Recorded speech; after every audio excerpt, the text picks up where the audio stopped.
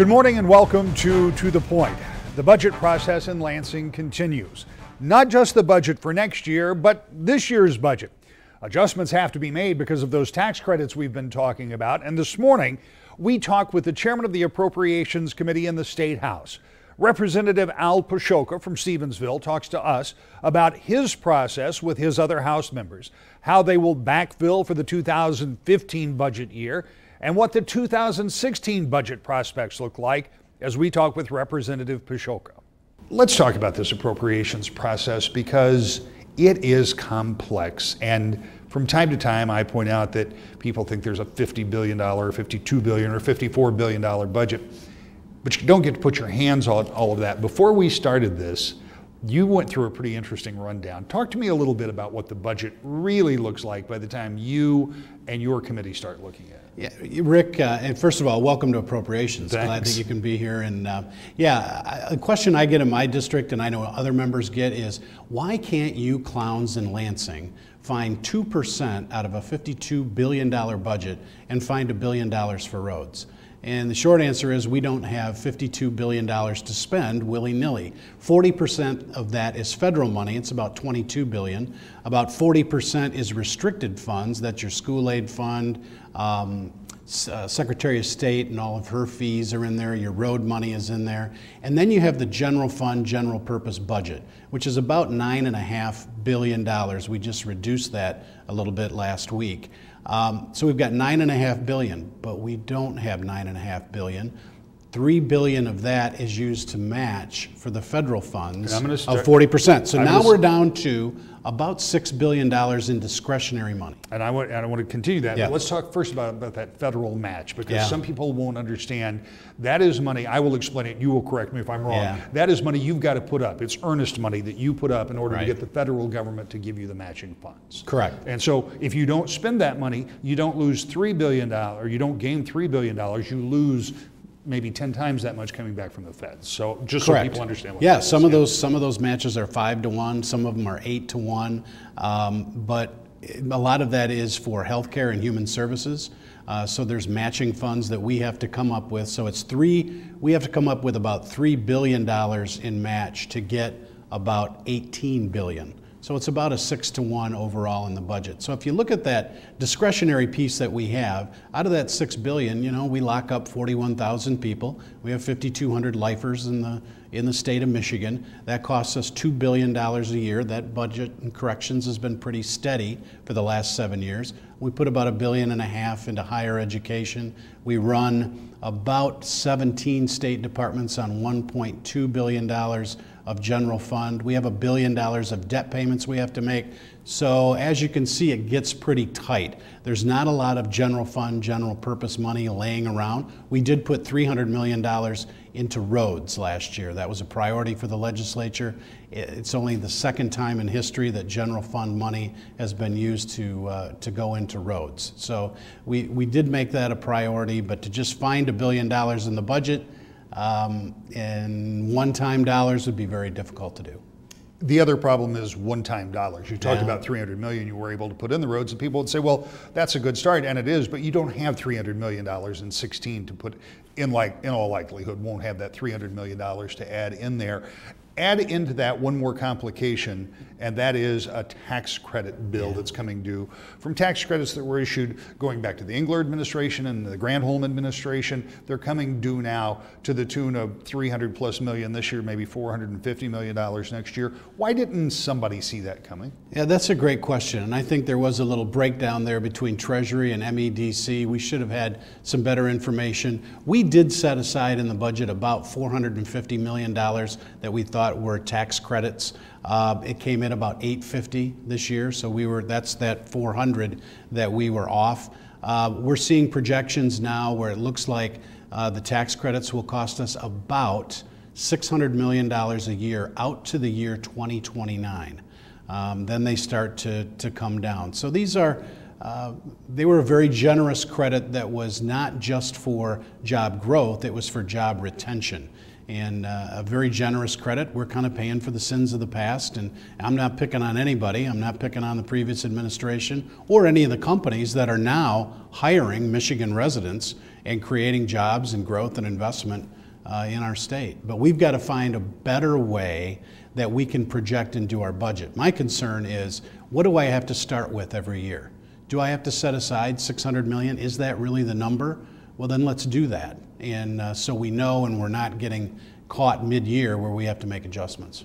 We're sitting in a suite of offices just behind the appropriations room that is one of the most active places in this building, particularly at this time of year. Talk to me about where we are in terms of this current budget, because just this week, your committee has taken action that something called a negative supplemental. Explain that. A negative supplemental means we're spending less money. Normally when you do a supplemental spending bill, you're adding some things, or here's some things that were a little bit more than we thought, or we had to supplement the budget or implement the budget. This is a negative supplemental. We're actually reducing it. So we reduced expenditures. We took those cuts in Lansing.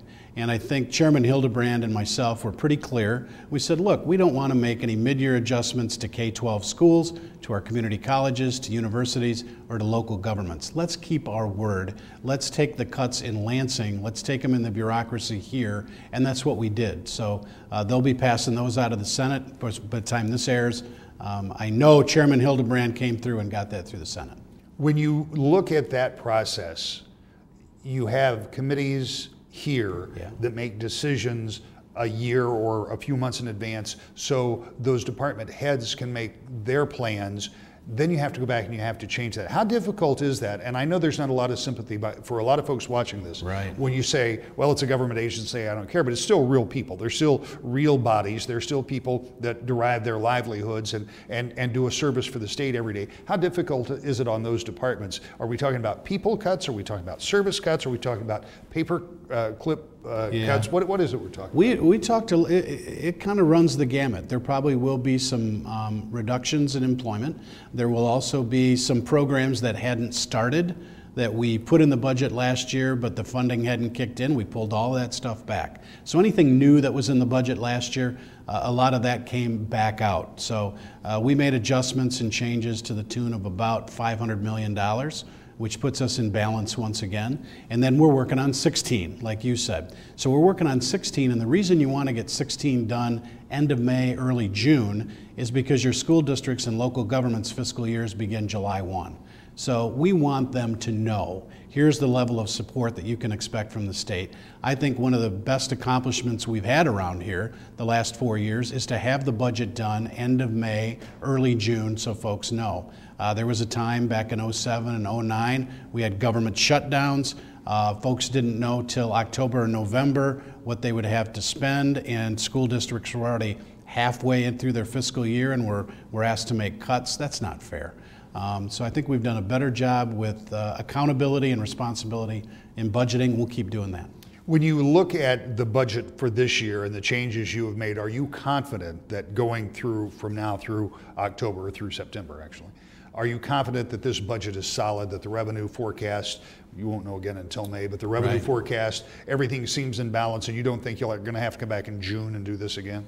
Yeah, I think we're okay for the rest of this fiscal year, and my concern, there are some issues for next year's budget. The governor laid out some of those in his budget presentation, not to get too far in the weeds, but we've got this thing called the health insurance claim assessment, the HICA. He made a change in graduate medical education that has some people a little bit nervous. There are a number of fees in state government. So when we talk about restricted funds, a lot of those are fees, and those fees are sunsetting or ending this year. So it's actually a guy from West Michigan who's a freshman who's going to do a great job, Chris Haffendulis. He's got a lot of those fees in a department called LARA. He's the chair of that budget, and Chris is methodically going through each fee to see, is that a service that state government should provide? If it is, should the people who are expecting the service, should they pay for it, or should the general taxpayers pay for it?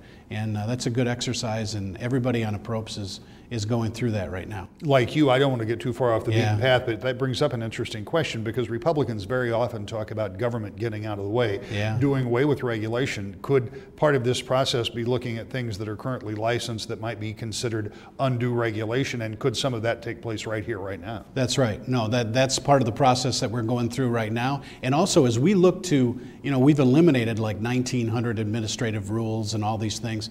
My question now to the administration and to others is, now wait a second, if we eliminate that rule, is there somebody who's supposed to be enforcing it? Do we still need that position? Or is this a service that state government should still provide? So that's what the Approps members are doing right now, going through that between now and the end of May and looking at all those different fees. When you think about it in terms of budgeting, nobody virtually walks into this job. Nobody is elected as a member of the House of Representatives who has really done that kind of budgeting before. How difficult is it for you to get, and you've got a pretty good sized committee as committees go. Right. How difficult is it to get your committee members up to speed, and then also to get the rest of the membership in the big chamber to kind of understand the process, because it can be complex, it can be confusing, and some people think that it is unnecessarily complex. Yeah, we did something a little bit different this year, and my staff will get angry for me calling it this, but I called it Uncle Al's Budget Boot Camp. And we had groups of our members, 8 or 9 people, and they sat down with myself and the folks from the House Fiscal Agency, and we spent the better part of 2.5 hours going through every department budget so that you'd have a really good understanding. So when we get to May, if you're not on appropriations, you still understand how the budget works, what we fund, how we fund it, and that's really been a good exercise. It's been good for our caucus, and I've reached out and I want to do it with the Democrats too. There is much more to talk about when you have a $52 or $54 billion budget. There is, of course, a lot that can be funded, but there is one particular item that almost always generates controversy in Lansing. We'll talk about that single item when we come back next to The Point. Welcome back to The Point. This morning we're talking with the chairman of the House Appropriations Committee, Al Pscholka. The representative is in charge of getting the rest of his members together and putting together a budget for the coming year. As we've already talked about, they had to backfill for the 2015 year as well. He, along with his counterpart over in the Senate, and the governor will all have to cooperate to get a spending plan put together. But one of the areas where there is almost always disagreement is when it comes to funding education. Let's talk about budgeting and one of the persistent tug of wars that continues in Lansing. It's gone on for the couple decades that I've been observing, and far beyond that, and that is funding of schools. Yeah.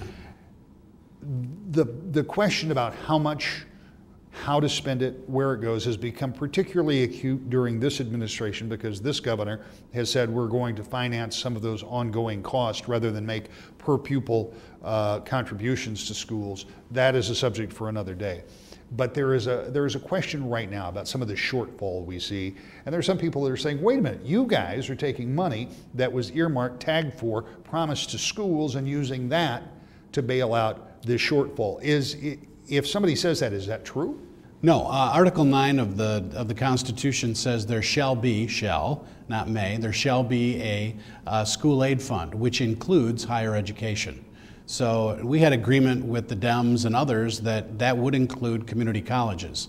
So when the situation came up in the 15 budget, we did pull some of the school aid into community colleges, freeing up some of that general fund money to take care of the deficit. So it isn't grabbing any money. The increase that went to K-12 stands. When you talk about education and you talk about higher education, just this week, some of the real heavy hitters said, you know, you guys are not funding us, and you keep telling us you don't want us to raise tuition. And as somebody who's starting to think more and more about tuition, that makes me a little nervous. When they come in and say, we want a higher cap, we want to raise tuition more, or we want more money, what do you say to these big universities? I'll tell you, here's the deal. You're talking to the former chair of higher education. Last year, Senator Shoemaker and I went to bat, and we've got an $81 million increase for higher ed, biggest increase that they've had in about 15 years. And one of the measurements and one of the things we put in there was some tuition restraint. That's something both the senator and I thought were good ideas. We wanted to hold tuition to 3% or thereabouts, and we came in at about 2.8% was the average increase. It was among the top 5 lowest tuition increases in the country. We've done that the last 2 years, and we did it for some very good reasons. Number one is the debt that our kids and our families are taking on. They're really pricing themselves out of higher education. It's going to be extremely difficult. You don't want our kids coming out with, I think the average is $24,000 worth of debt. I met a fella yesterday who's in medical school. He's got $550,000. And he said, look, I want to be a GP, I want to be a general physician, I want to serve in a rural area, but how am I going to handle all of this debt? So what we've done is we've done some performance funding, which I think is good. And one of the ways that the universities earn performance funding is they do have to hold the line on tuition. Do they like it? They don't.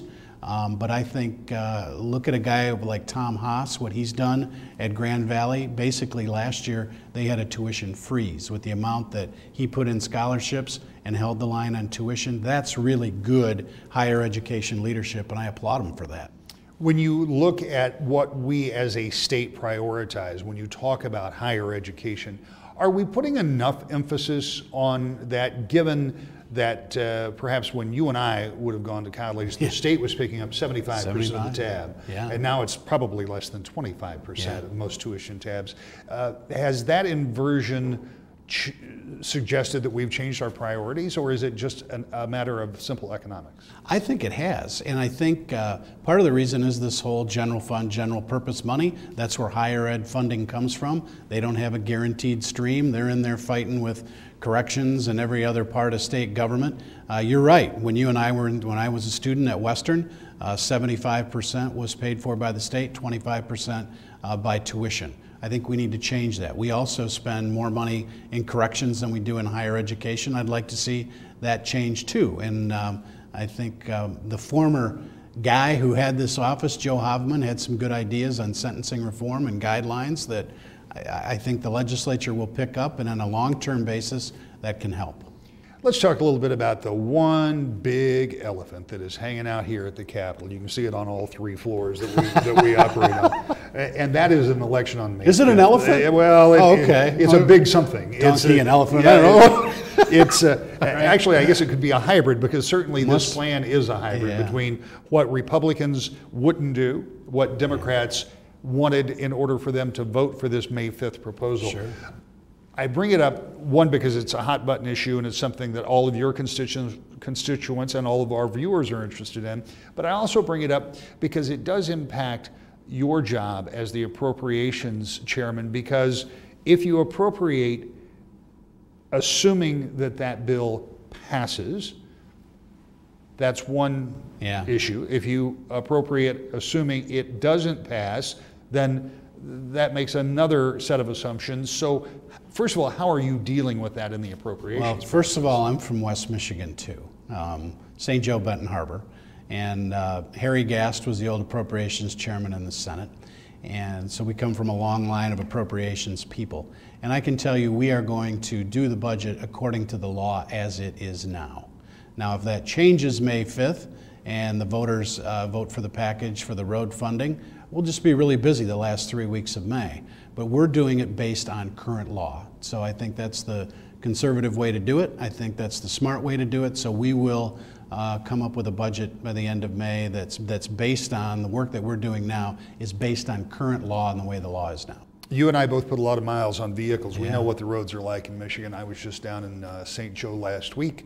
The roads. You're on 94? Yeah, roads in that part of the world are no better than they are in any other part of the state. So there is a commonality of belief, I think, that Michigan roads need something. Now, there is not necessarily a total agreement that it's $1.2 billion a year, and or total agreement that the way to do it is the way the Senate and House finally came up with in that lame duck session. Where are we in terms of a reality of fixing roads. Are we going to be able to get this ballot proposal? Is this something that you and your colleagues are going to go out and actively support? I actually have been. I've talked to my Chamber of Commerce, I've talked to my Rotary Club, I'm talking to others. Look, is it a perfect package? Probably not. However, it does some very good principles that I think if you're a conservative and you like consumption taxes and you'd like to kind of move in that direction, it separates school and local government funding from transportation funding. So everything you pay at the pump will actually go for roads, bridges, and transportation, and the sales tax will then go for local government and schools. It makes that simplification in our taxes. It says all of the money that you pay at the pump will go for roads, which I like. So there's some principles there that are good. I think this is a long-term problem. It's not something with one-time funding we're going to be able to patch. If we find $1 billion somewhere in the budget for 1 year, I think it's a $15 to $20 billion problem. We've let it grow into that. And I'll tell you something else, Rick. I think, and not to pick on guys our age, but we have underinvested in our infrastructure, and I blame that on our generation a little bit. We've lived on cheap interest rates and the credit card for a long time, and I think we've got to make this investment. Here is the situation that you could find yourself in on May 6th. Yeah. You have largely put together a budget. The ballot proposal doesn't go through. Yep. The funding for roads right now is at the limit that would allow federal government matching, but nothing extra other than the normal budget. Yep. Do you have to go back and rethink that at that point? Well, I'll tell you, if it passes May 5th, we talked a little bit about the general fund budget. Is there money laying around there? There's not a lot of extra dollars. We know we're going to have that tax credit bill to pay for as well. That'll be worked into the budget. We will be under tremendous pressure to find another solution. There is some discussions in various parts of the Capitol, lots of different committees and people talking about what that might look like. There will be some sort of plan B that will come out. I think if it involves using general fund money for roads, it will be very painful. Folks will feel it. Your local communities will feel it. Maybe your school districts will feel it. I think it'll be some very difficult choices for folks to make.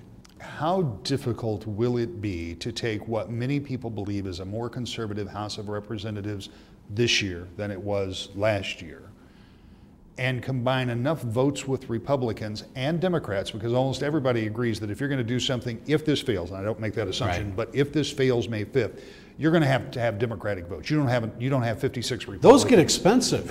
I mean, it does. I mean, and we talk about, you know, getting to 74 votes to put something on the ballot. I didn't have 74 Republicans. So that's why we had to work with our friends across the aisle, and they're in the minority, and yeah, they're going to exact a price for that. That's going to come at a cost that makes other folks uncomfortable with the positions that they have. So that's part of the nature of compromise. That's how you govern, and hopefully how you get things done. But there'll be some tough choices if the ballot proposal doesn't pass May 5th. A plan B is going to be hard to come up with, and it's going to take most of the summer to do if you do. Well, I've been here 4 years. I'm a veteran going into my 5th year with term limits. We've worked on this for 3 years. I mean, Governor Snyder, to his credit, he's been talking about this for a while, and he's kind of throwing it to the legislature. Look, here are my ideas. He put one out originally, as you recall, and said, look, here's a tax increase, registration fees, here's $1.2 billion. Now, what do you got? And this is what we came back with, was this ballot proposal on the penny sales tax, and that's what folks have to decide. So that's took us 3 years to get there. So if this doesn't pass, yeah, there's going to be a lot of pressure on legislators to do something. And I know I have never gotten a thank you from a constituent for doing nothing. We'll be back with more To the Point in just a moment. So the budget process is well underway, and as we have talked about in the past several weeks, that budgeting may change depending on what happens on that ballot issue on May 5th. That's where you'll be asked to raise the sales tax in order to help fund roads and other issues. We'll continue to track that and follow the budget process as you follow us each Sunday morning at 10 o'clock right here on Wood TV. To the Point.